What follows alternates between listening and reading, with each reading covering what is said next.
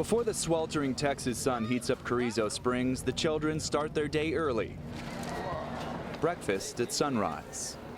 About 225 boys and girls, unaccompanied teens in a holding center for detained migrant children, are at this converted oil worker camp run by the Department of Health and Human Services. The reason for Carrizo Springs and the reason why we stood this up is, again, not to allow children to stay in Border Patrol stations any longer than they need to. Long trailers that housed laborers during the shale oil boom are now suites converted into 12-person dorms. 2 pairs of bunk beds in each bedroom and the living room.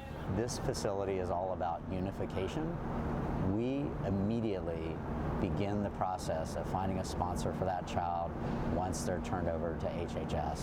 I pledge allegiance. HHS provides the teens with 6 hours daily classroom instruction, access to arts and crafts, 3 meals a day and snacks, access to call centers to reconnect with family, then legal services.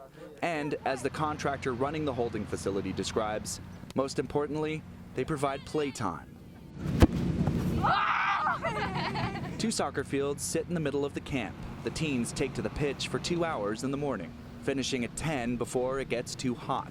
We have mandatory hydration breaks and cooling tents on all the soccer fields. Throughout the tour, HHS was eager to draw contrasts and make this point, that it as an agency is far better equipped to care for migrant children than various branches of federal law enforcement. The Associated Press reported on dilapidated and overcrowded conditions at the U.S. Border Patrol station in Clint, Texas.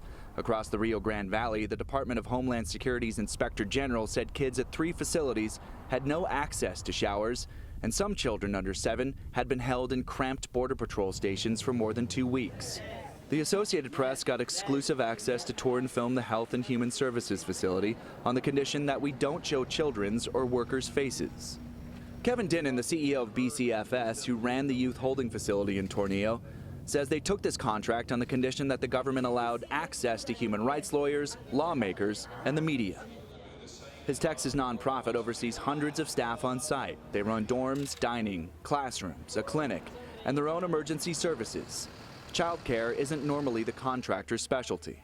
In every response that we've done for ORR, it's been to keep kids out of CBP jail cells. Until then, his group cares for hundreds of migrant children waiting to be reunited with family. John Moan, Associated Press, Carrizo Springs, Texas.